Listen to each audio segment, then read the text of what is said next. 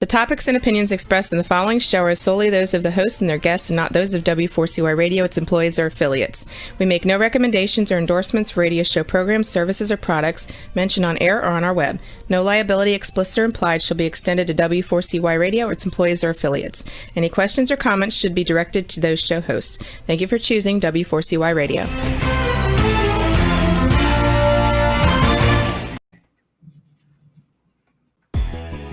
Welcome back, everyone, to the Geeks, Geezers, and Googlization Show, the home of Googlization Nation, where we talk with HR and business thought leaders about the crazy shift going on in the world of business, technology, and HR. Here's your host, Ira Wolf, and co-host Keith Campagna.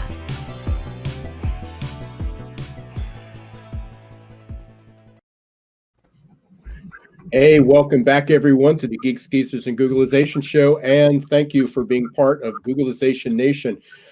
We continue to hope that everyone is doing well. We are certainly thinking about everybody on the West Coast in the fires, pretty tragic, and now we've got the Gulf Coast under Hurricane Sally. We've got the pandemic going on, but you're here. You're here on Geeks, Geezers, and Googlization. So what we're going to be talking about today is something else that's quite relevant. Seems like it's out of science fiction, that we're going to be talking about contact tracing. And we've got a guest, Gordon Zeilstra. Thanks to Keith. He made the intro. Fascinating guy, fascinating company. And Keith, if you and I were talking about have people having monitors, or take this scenario, let's set the stage, that we walk into a company and, we're used to, especially in, with privacy, confidentiality, violence, we need to check in. And so we'd have a signature. They may give us a tag to walk around the building. Well, now that tag traces our steps. And not only does it track who we are and that they can identify us, but it also, you and I are a couple miles apart at this point. But had this been normal times, you'd be sitting next to me. And maybe we need to get Gord's company to give us some contact tracing. You'd come in and I'd slide over. I guess I'll slide over this way, so it'll be right. You're right next to me. And the tracer starts going off because we're within 6 feet of one another. Mm-hmm. And not only does it track how close we are together, but how many seconds we were in contact together. And it's like, whoa, okay, that sounds like scary stuff. That sounds like a science fiction movie. And then we hear all the privacy. Well, I don't want anybody knowing that stuff about us. But on the other hand, that's how we get out of this mess. That's exactly how we get out of this mess. And just this morning, that story surfaced again about the wedding in Maine. Got an alert just a few minutes before we went on the air. And it's maybe about a month ago, and they've tracked 7 people infected to COVID who were not at that event. They had nothing to do with the wedding. Yeah. And there's 7 people now infected with COVID who were not there.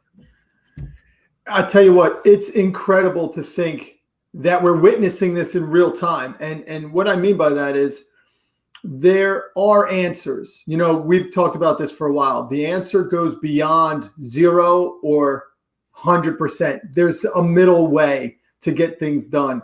And talking to Gord, I know his company. I know what his strategies are at a decent level. Me personally, I love what they're doing because they address all of the concerns, whether those concerns be privacy or containment of COVID. They do it in what you and I consider the most obvious way, the proper use of technology. And that's what we've been talking about for the last almost 2 years now, right? We have been. I mean, this sort of accelerated the time I talk with. There wasn't a whole lot we weren't anticipating that was going to happen, but it just happened a whole lot quicker. Mm-hmm. And there's a lot of people pushing back, just like they did before. Right? We would talk about technology and taking the humanity out of HR and the world, and yet There's a whole lot of improvements, and some of we got to, I don't want to say we just got to take the bad with the good, but there's a lot of good things that can happen with this. And every year we're talking about another flu season, and the reason we talk about flu seasons is because people had lousy hygiene. People would come to work sick because they didn't want to lose a sick day, or they didn't have sick days, or they needed to pay, or they didn't want to lose a vacation day. So people came to work sick. You sent your kids to school sick. Daycares were literally petri dishes for infections. And once it started, everybody in the family got it, and it just recurred. And we just took that as normal. And then you get COVID-19. That are really infectious disease. So we've got that coming up as well. There's a lot of other things. You and I would definitely want to get Gordon into this conversation. But just this morning, it's just crazy. We talk about VUCA, which is volatile, uncertain, complex, and ambiguous. I literally minutes before the show got off the phone with someone who's going to be our guest in a few weeks, Mike Raven and Ross Thornley. They have a company called Adaptability AQ. They have it's called Adaptability Quotient. They have Adaptability AI, and fascinating. They're working with organizations like Singularity University. I'm going to invest a part within there because I think it's a fantastic tool. And they're working with one of our old friends, Enrique Rubio, Hacking HR. They just introduced it there. So it's a fascinating tool of looking at adaptability, and it looks at both our ability to adapt, our character. Do we have it within us when we talk about resilience and other factors, and the mental agility, mental alertness, but they also talk about unlearning, which is interesting because that kind of leads into the other subject about unlearning being a skill. We talk about how we need to learn, but now there's every day I'm seeing this unlearning process that we need to unlearn what we did. It puts a huge smile on my face for two reasons. One, to go back to what you just said, and then I'm going to hop back to what you said prior to that. In 2019, I had one New Year's resolution, and that resolution was I was going to increase one habit, and that habit was to break as many habits that I had in 2018. So the idea that there's this momentum building to the value of unlearning habits, recognizing how to build on those, and the outcome, I hope you feel comfortable me throwing you under the bus here as a testimonial here. The outcome is that an improved me now exists because of the unlearning that I did. And second, I love that they're coming on to the show, because just like having Gord on today, if HR really wants to get that seat at the table, they can't show up at the table with their hair on fire. They have to have ideas like the ones we're talking about on the show that can literally impact the business. And I can't imagine there being a better time than for our HR listeners to recognize that you can be a strategic partner, because now everyone inside your organization is looking for answers. And it's guests like Gord and the guys coming on in a few weeks that actually can provide them. Yeah, no, definitely. And I want to be able to get Gord on right away. And maybe this is the setup. There was just a study, and again, looking at this unlearning thing, there was a study that came out. It was based on millions of people in the LinkedIn profiles that I'm just going to read it. 58% are not confident that they can find new jobs where their skills would apply. That's one. But here was the other part, is 57%, almost the same amount, maybe it's the same people, can't identify skills, what skills they have that they could get a new job.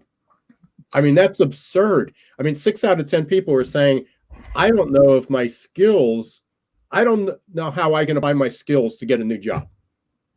Mm-hmm. Yeah, it's true. It's crazy. And so it fits into what skills do they need to learn? What do they need to unlearn?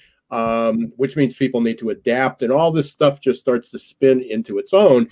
But we can't get beyond any of this if we can't go out and apply for a job. I mean, we can apply for jobs online, but what does work look like? And we're going to apply for a job, but I'm fearful of going to work because I've got kids, or I've got older parents, or I got to take care of somebody, or I'm concerned with my family. So I can't really go out and get a new job. So I don't know what my skills are to get a new job. And even if I knew what my skills are, I don't know if I want to go back. I want to work, but I don't want to. I don't want to go back into work. Thank goodness there's the Geeks Geezers and Googlization podcast to help people with all this. Yeah, we got somebody like Gord who's got whose company is able to solve the world's problem. So just we'll have him make an introduction, but I know you met him before you came on. Mm-hmm. You guys were passing back and forth in trains, planes, and automobiles, I guess, for a while. Sure. Yeah. Gord is a phenomenal asset to his team. He's actually got a phenomenal story in terms of his awareness inside of HR on a global level. And I'm sure he's going to share with us how he got into Tracesafe. So maybe it's time to bring him in and get him to tell everybody how to not worry anymore. Yeah, no, absolutely. So the story I gave this morning about kind of walking through, they actually have in some of the collateral that they actually had this path of the individual of somebody coming into an office, and they sort of took the pathway. So I can't wait to talk about that. But Gord's company Tracesafe is working with governments, sporting events. I just saw this morning, and again, things happen crazy. Big Ten canceled their season. Now they're back on. Mm-hmm. Are they going to be showing up in events, and what's going to happen to all the students in the universities? And meanwhile, you got universities that are struggling with infection rates, and now we're going to have football. Crazy stuff. And national football season started, and we had an event where people were spaced. Most of the people seemed to be spaced appropriately, and most people had their masks actually over their mask or their mouth and their nose, not under the chin. As we say, I'm wearing my mask, but it's not covering the virus. So here we are. So welcome to the show, Gord. Can't wait to talk about it. What a crazy topic. And as I said, 6 months ago, I think everybody be up in arms. It's like, this will never happen. The governments won't allow it to happen. And what about privacy? And here we are. That's right. Well, it's great to be on the show, and thank you for that, wonderful lead in and that sort of thing. It's certainly an amazing topic. I'm fortunate to be inside of the topic with a variety of different industries, and you've kind of talked about sport and government and workplaces and being around the world. I mean, this is something that's really not, it's one of these things that's not pertain to any specific individuals, certainly not pertain to any geography, but rather it's all encompassing. And so it's been a fun, as somebody who gets to talk about solutions to, fairly fundamental talent related problems, my whole career, this is kind of dovetailing really nicely into an exciting day for me, and certainly today to be talking to you about this. So looking forward to it. I mean, you've had an interesting background. Your background came from not in basically healthcare or contact, but HR tech. That's right. Yeah, and then I would say, somewhat accidentally in terms of getting into HR tech, I probably had more of an interest in getting involved in politics or musical theater as a student coming out of university. But it's amazing how musical theater and politics someday are very much like HR tech.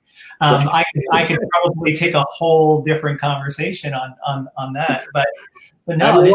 Back. Well, I'd love to have that conversation because your path to Tracesafe might be as crazy as mine, from dentistry to doing what I do. So yeah. Well, it's this has been an amazing ride, and I would say my career started in the early days of the World Wide Web, being one of the very first employees at Monster.com back in the mid 90s, and taking that through as a very disruptive type of technology that was replacing how people were looking for jobs, which was waiting for a Sunday newspaper, to certainly a wide open arena for how companies would advertise and talk about their brand through the new medium of the World Wide Web. And you kind of fast forward that that onwards. And, after I had done sort of helping create a monster, we had to curtail that monster a little bit with an applicant tracking system.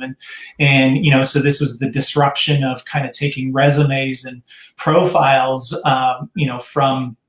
from a filing cabinet into an applicant tracking system. And so I was fortunate enough to spend some great years with what would later be called Taleo and what would later be called Verve in much of my time throughout the 2000s. So I had a chance to move across the world, see how different countries and HR departments were struggling with that particular challenge. Took a little bit of a break and tried my hand at Canadian politics and ran in a federal election here in Canada. And so, that was fun, but learned that I couldn't leave my day job, not on my choice necessarily, but lost that election and was fortunate enough to actually join SuccessFactors through a really exciting time in their history, both in terms of moving from performance management into a larger HR spectrum. And, so having spent some time there and living back again in Asia and seeing some of the complexities and challenges in Asia as it relates to HR software, I really got quite passionate about, where HR technology was going in terms of really driving at employees' needs and the whole topic of engagement and culture and really this wellness conversation that was coming out of that. And so that whole interest kind of came at a time where, I was looking at certain ROI elements that companies have in terms of their people and building their people up through this. And have been kind of working with a number of organizations on that front. And then COVID hits. And, the very same things that companies are dealing with around culture, engagement, retention, and all those types of things are now thrown out the window, so to speak. It's kind of like, let's focus on the wellness of our employees. Let's focus upon, making sure everybody's safe.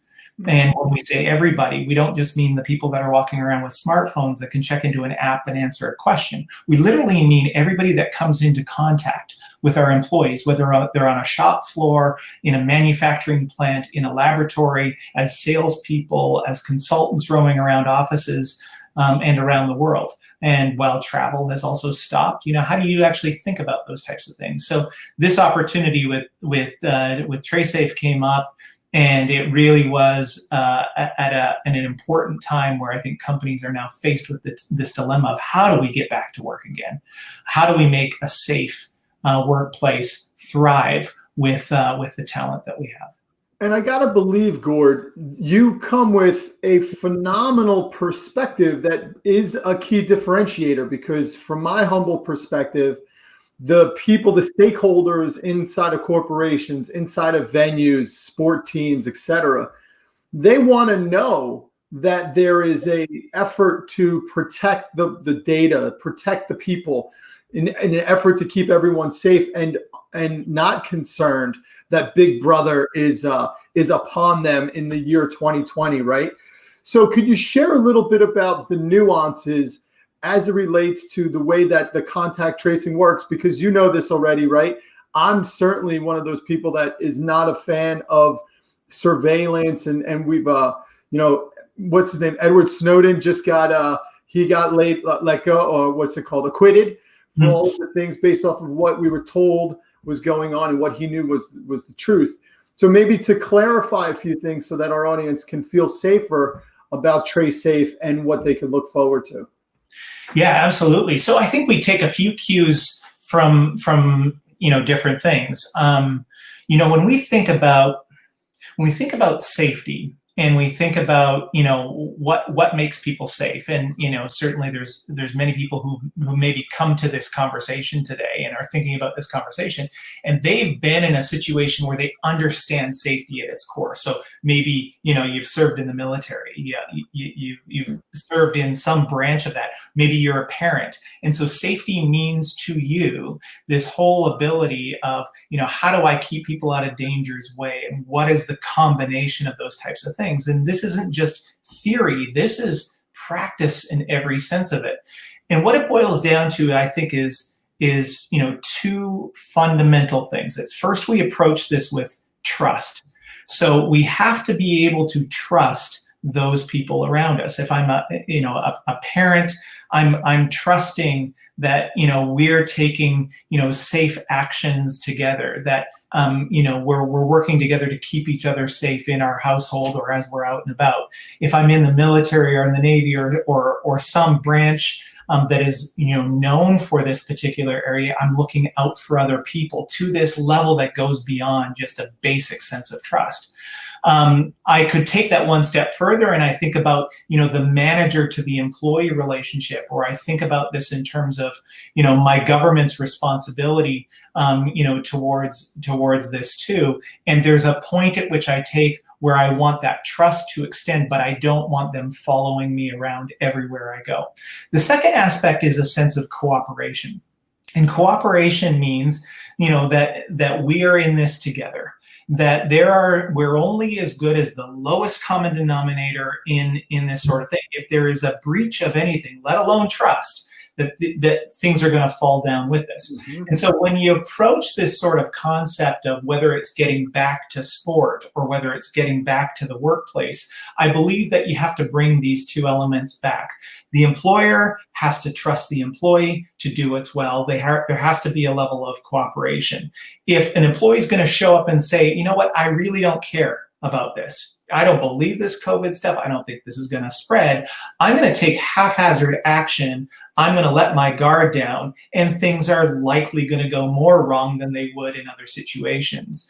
And so it's different things like, what are we going to do together to get through this? And then I think that the other part of it is that, how do we make this sort of utilitarian enough for all of the people around that? And so we kind of took those two aspects and we said, how can we apply trust? How can we provide cooperation?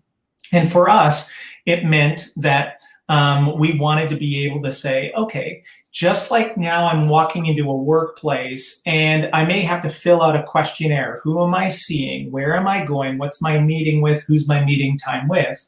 That there's maybe some application. And so we looked at this from a standpoint of, would people wear a temporary wristband? Would they be able to say, I'm walking into the building through that? Or it's like an ID tag. Could I put something on an ID tag that would allow me to come in for the portion of time that I'm visiting this office or this particular location? But once I leave, you don't need to follow me around anymore. I don't need to have this app always running in the background or in the foreground as it may be. But basically, we no longer need to have that barrier. But what I would like you to do is, if you feel sick in the next 10 days or 3 days or 14 days or whatever it might be, that we have a way to be able to alert our employees or to alert those that are affected. Does that make sense? 100%. And now when somebody leaves that facility or that venue, how would they be able to know? Tell us more about how the system keeps the individual's information at bay while serving the functionality of the what we're doing here with Tracesafe. Yeah, so let's maybe use the example of a sports venue and a sports game. And so just as this morning, where the announcement of Big Ten football is going to return in October, and now we're going to be not just putting people in venues, we're taking this big leap. I mean, there's some big stadiums. I'm sitting here in Canada, and we're not quite as used to college football necessarily, but I have had the occasion in the last few years to partake in some amazing games at Tennessee and Mississippi and Alabama and that sort of thing. And so I've seen how many people get packed into that. I've seen how that people are just enthralled with high-fiving and hugging and all that sort of stuff. So how we look at a solution like that would be, again, this is going to be a time frame period. So perhaps the game lasts for 3 hours. What we do in our situation is that, and I apologize for those that are just maybe paying attention audibly on this and don't see the visual, but I've got a wristband here, and it looks like a temporary wristband, and it's got a Bluetooth chip that's going to be in this. As I'm walking up to my venue and I'm coming into that game, I have the ability for every fan, regardless of how old they might be, 4 years of age or 90 years of age, coming to that game. They may not have their mobile phone on them, but we could put this wristband on them that's going to be hypoallergenic and waterproof and all of that sort of thing. It's going to be able to be taken off after the game is over and that sort of thing. We walk into the venue. I go and I sit in my seat, and perhaps I'm attending with my family, and so different wristbands can be grouped together.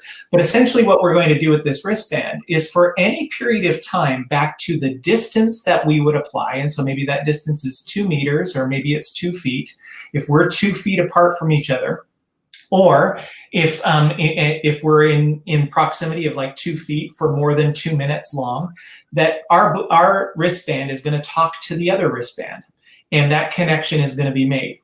By the time I pass through the entrances or the exits of those gates, the information is now going to transition from the wristband up into a gateway, and the gateway is going to notify that these people or these wristbands were in combination with each other.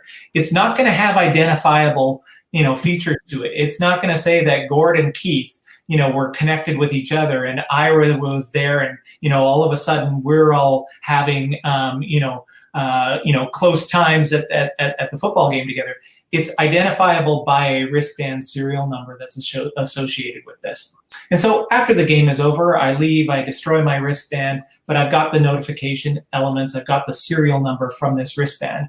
And the notification goes up. If you feel sick, if you feel like you're symptomatic, or you've got, some concerns that are cropping up, we invite you to come back in, upload the serial number, and we will notify the people who, however many people that there are, that somebody with symptoms may have come in contact with you for a period of time at the football game. So no need to spread fear, uncertainty, and doubt through the 80,000 people that are in the stadium, but rather to curtail it to just those people that potentially would be affected. Amazing. Absolutely amazing. And I can't wait to come back, but we are up against the break.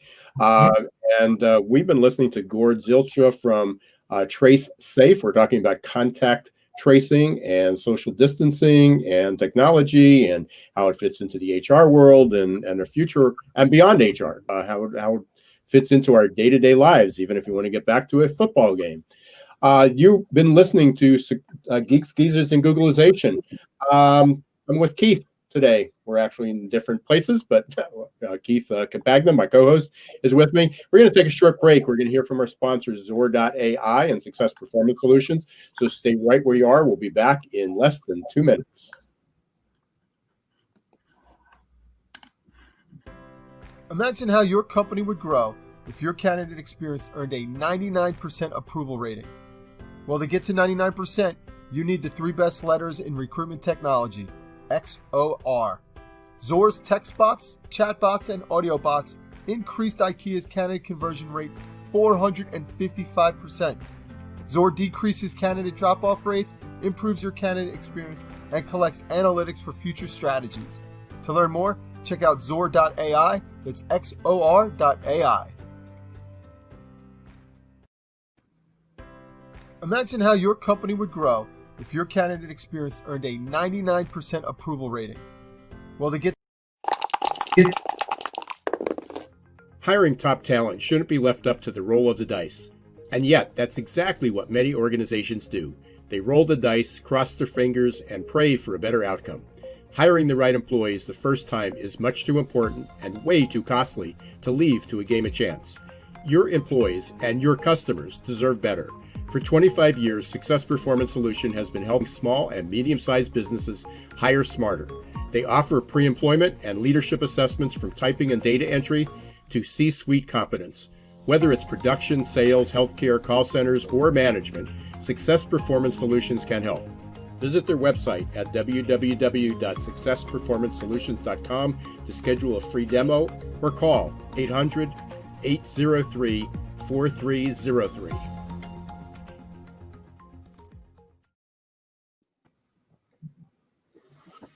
Hey, welcome back, everyone, to the Geeks Geezers and Googlization show. I'm here with my co-host, Keith Campagna, and our guest today is Gordon Zeilstra from Tracesafe. We're talking about contact tracing and social distancing.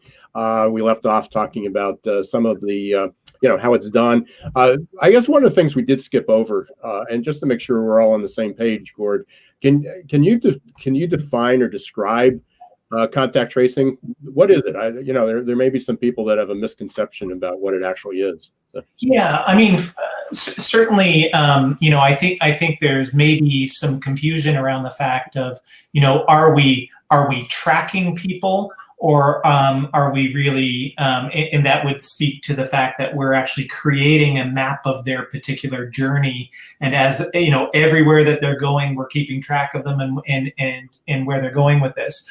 And then more specifically, what we're talking about today, and specifically with Tracesafe, which is around making sure that the people who we're having contact with, that we're respecting the social distancing recommendations that are put in front of us, either by our employer or certainly by governments and other considerations, and that if there is a means where somebody does get sick and has crossed that threshold, be it time or distance, that we have a way of getting in touch with those types of people to notify them of any type of concern or situation that they should take upon themselves, like getting tested or going to a hospital or clinic.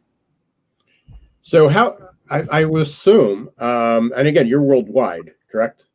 Absolutely. Yeah. Mm-hmm. So it has and I know there's there's debate around the world, but there's certainly debate in the U.S. About this. We have the people who believe, in it, and there's the other group that believes even wearing a mask is a threat to our personal freedoms and so forth. And I don't want to politicize this, but has the acceptance of contact tracing globally been higher than the U.S.? Obviously there's countries that impose it upon people. Hong Kong, for instance, I had some friends that were just there, and as soon as they get off the plane, they get a wrist. And they're called 3 times a day. They're trapped. They cannot leave their apartment. I'm not sure that would ever, obviously, even wearing a mask is a threat. So in the U.S., that would be a huge debate. What's your sense of where this is globally? Are people accepting contact tracing as a way of life, or is it still pretty much a challenge? Well, and I think that the political conversation is certainly one thing, and not to be dismissive of it. I think that the types of organizations and people that we're having conversations initiated from are folks that need to solve a very significant problem, and some of that is really ROI driven. What damage is being done to number one, my employees not returning to work. Are we able to continue to serve the customers that we have? Perhaps in some situations there's a supply chain that's at risk here, and I think specifically of food, or I think of precious metals, or mining and forestry needs and laboratory needs and things like that. To have the impact of an office or a warehouse or a factory be shut down or potentially shut down is an economic one. It is a people one. It is a health and wellness one, and it kind of extends through that. And it doesn't have to be political. Certainly from a standpoint of making the debate around risk, of face masks or anything else like that. There is a consideration of people saying, I don't want to do it, or I don't have to do it. And I would say we're looking for a way to be able to provide a solution where people can feel safe, number one, so that everybody would be tracked if in fact they do have the virus. And then we tell people to stay home, but we don't have to shut down entire plants. We don't have to shut down entire supply chains. But to answer more your specific question, when we approach it that way, this has had the same sort of pockets of uptake around the world. There's literally not been a part of the region that has been left out. I mean, I can tell you that my day starts every day in talking to somebody in Mongolia, then I move through to Singapore, then I move through to India, and by the time my day ends at the end of the night, I'm usually talking to somebody in Singapore. It kind of moves throughout the globe, and I have different types of conversations with different organizations, but I do believe that this is a universal problem, and it's being confronted in different ways. Very specifically here in the United States and North America. And I want to dig a little bit deeper here because, again, you have that HR background. You're not some sort of Silicon Valley tech group that's trying to validate their super, artificial intelligence bot. You're coming from so with that in mind, how do you see an effective collaboration with the senior levels inside of it could be a global organization, could be a local organization, and how does HR get to help shape that, the deployment maybe of Tracesafe? Yeah, so we see some really interesting, starting points in the conversation. So we do have, HR as an initiator of this, and HR, taking ownership of the fact that, this is as important as, time and attendance and payroll. It's as important as making sure that, people are not only, at our location, but where in our location are they? Do they need to be having the interactions, or can we look at sort of, less people having to be in the office, or that, those people that feel more safe at home and sporadically, coming into the office on different off days. But it allows for different strategies to come into play as it relates to HR. And I would even say specifically on that wellness conversation that I could return to. But we also see other uptake from, facilities and from administration as well. So if I'm the person in the organization that looks after our real estate, or looks after, where desks are and who has access to different floors and materials, that this makes perfect sense for them too, because I think about my workplace as who's allowed in and who's allowed access in and out. And then furthermore, I can kind of take this to another level that, I might have IT involved, because IT needs to look at the privacy and the security element. That's going to have this, and certainly that is a profound conversation that we have, especially in Europe, but more mainstream around the world now, where people's personal data is very important. So how we anonymize that content, how long do we host people's information, and when they came into the office, these become important conversations. So we have that intersection point, but I would say, by and large, this is a senior leadership conversation. That's what's really interesting to someone like me, who's sold, recruitment software, performance software, payroll, and a lot of sort of HR data, where I would say, we've been struggling to allow our leadership to really understand the ROI that's associated with this. This is something that senior leadership absolutely understands, because the moment that we shut down work, the moment that we shut down offices, the moment that we shut down all of these other access points for our customers to access our talent, we no longer have a revenue stream. We no longer have a support stream. And so the C-level is absolutely involved in this, if not, sometimes initiating this conversation. You've been doing this for, a couple months. It was obviously, the pandemic was somewhat of a surprise to everyone, although, it was anticipated it was going to happen sometime, but it just wasn't going to happen in 2020. Has there anything that's happened that surprised you, that caught you or your company, your team off guard? There's not, and I mean, you referenced the Hong Kong situation and landing at the airport, and so we've had a couple of iterations in our company that probably give us a really strong footing on this. I mean, our company started as health tech. So, the first application of the wristbands that I showed earlier were literally, in New Zealand hospitals, and hospitals in New Zealand look more like clinics in the United States, smaller operations with specialty services and things like that. So imagine a newborn baby, and who's got a health issue, and so they need to be sent off to another facility that provides the specialization. So we put contact tracing wristbands on infants that were being moved throughout New Zealand, and ensured that they were attached to their rightful owners as they moved throughout the country.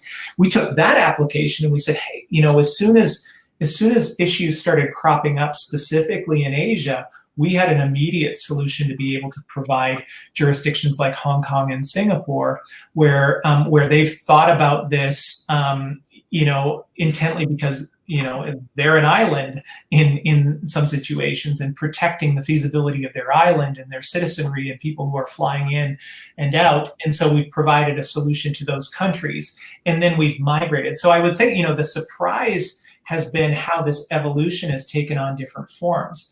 We've also had to think a little bit more creatively about how we actually get through COVID and what other applications we can start thinking about this, and where this becomes meaningful to an organization, or how this becomes meaningful for other types of things that come up as well, to provide for the sustainability. So we get into some really interesting conversations with companies on how this can be applied.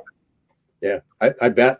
That would be that whole other conversation. Well, yeah. So one of our other questions. In the musical theater category, maybe. If we have, honestly, real quick, Gordon, how does somebody even start to respond to you when you say, by the way, here's an idea? Because it's one of those things, it feels like to me that when someone says, when you present what you can do, there's like 9,000 new questions that they didn't ever think about.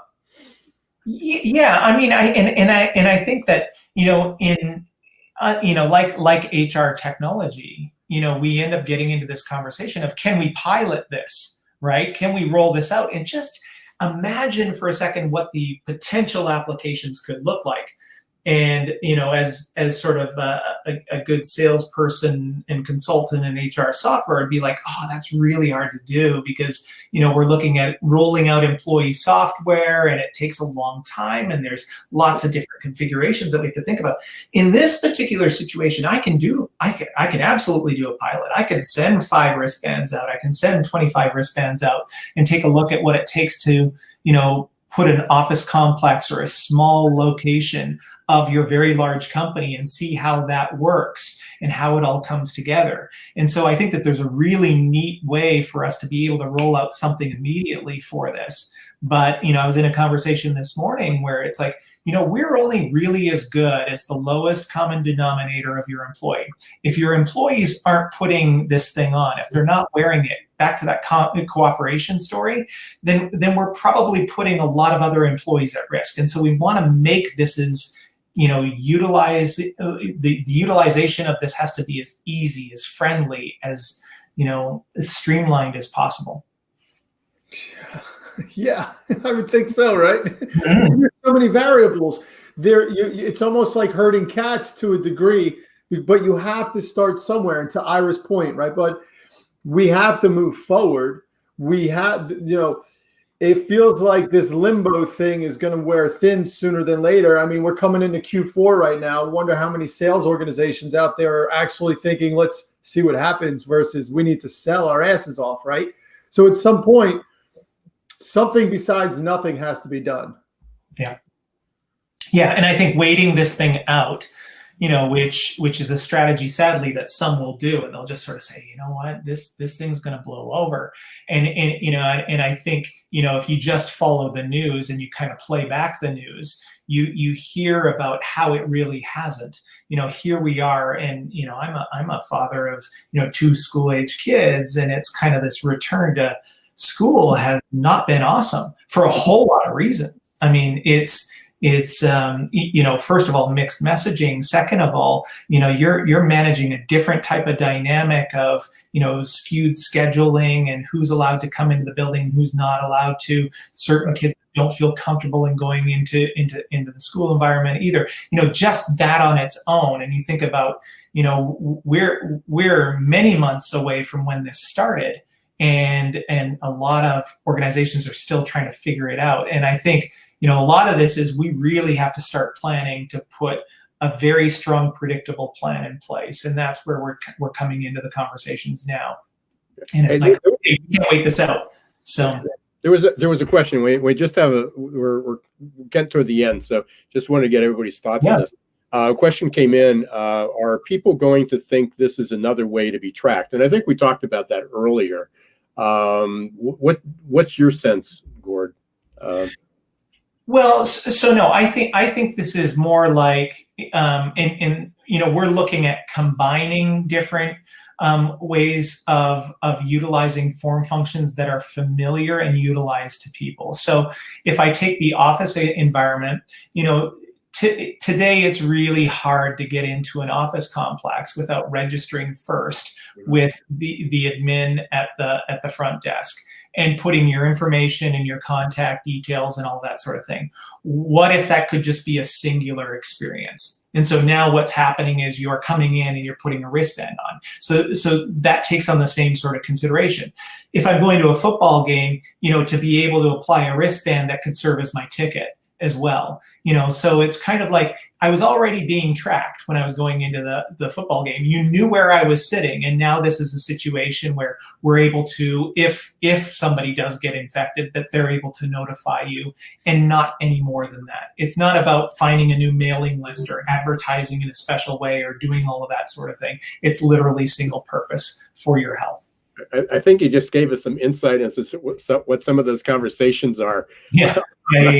Hey, here's what's next. So, I get my ticket in the mail, and it's going to track me all the way from my home to the event, right? So, hey, Gord, we can be talking about this forever. Definitely got to get you back on. This is going to be an ongoing story for sure.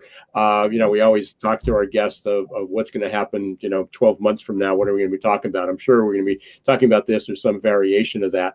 How can people get a hold of you now to learn more about contact tracing, about Tracesafe, and about you? Yeah, best way. You can come and visit us on our website. So we're just Tracesafe, TRACESAFE.io. So tracesafe.io. And my email address is Gordon, GORDON, @tracesafe.io.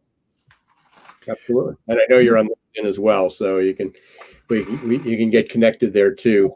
Any final comment? We got about you have about a minute. So.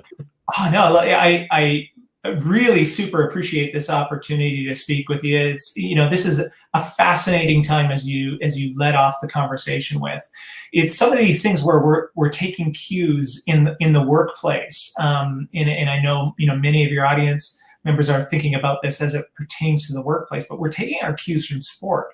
We're taking our cues from, mass events, concerts, and things that people have gone to by choice and for fun and for entertainment.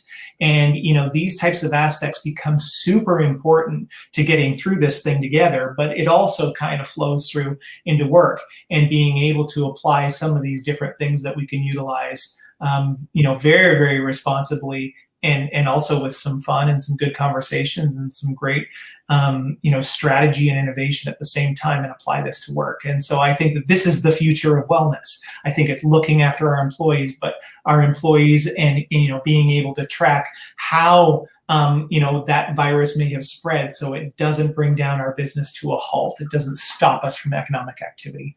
So we're really excited about being part of Company's future for that. We'll definitely be continuing the conversation. Thanks so much, Gord. It was fascinating. It was a wonderful conversation. Thank you. Thanks, you. Keith, we keep tackling some very, very interesting topics, and how relevant was this? This was fantastic. Thanks for bringing him on the air. Incredible. I mean, this is juicy, right? This has got future of work. It's got HR. It's got innovation. It's got all of it. And you and I, hey, if Frank Diana, former guest who's a futurist, would say, I don't know what's going to happen. You and I don't know what's going to happen, right? And it's incredible to think that there's this, and it almost goes back to what Alan told us, right? Another economic forecasting guest of ours. There's going to be so much that comes out of COVID that, as COVID was kicking off, we wouldn't have a clue. And this is an exciting topic that'll be around for a while. Oh yeah, and again, accelerating a lot of things we were talking about and creating a lot of new opportunities too. A couple announcements here you saw before just a few minutes ago, scrolling across the screen. I've launched a couple new live webinars. We're going to be talking in 2 weeks. You can go up to crowdcast.io/IraWolf. There's 2 events posted there. One is about how to grow your team. It's a great time. We talked about skilling to open the show, reskilling, upskilling, learning, unlearning. That's what we're going to be talking about. One of the platforms that are available. Going to be doing a webinar on your candidate experience. This is all FCD'd up. The frustration, confusion, disappointment, distraction. Probably my 2019, 2020, before conventions went off, one of the most popular topics. So we're talking about candidate experience. And we're also kind of a new special event. Ed Gordon, who was a guest we had, not on this show, but on another live stream I did. He did quarterly. He's going to do a monthly Gordon report. He did it as a newsletter for the last 10 years. We're now going to be doing it live. Every once a month on a Friday. So a lot of good stuff. Keith, final word. Thank you. And congratulations to you. You made the number 2 position number 2, Thinkers 360 global thought leader and influencer. So. Global HR thought leader, my man, Ira Wolf. And we're just getting started. Thanks to Zor, Success Performance Solutions. This has been great. I can't wait for the next one. Thanks. You've been listening to Geeks Geezers and Googlization show. I'm Ira Wolf with Keith Campagna. Don't let the shift hit your plan.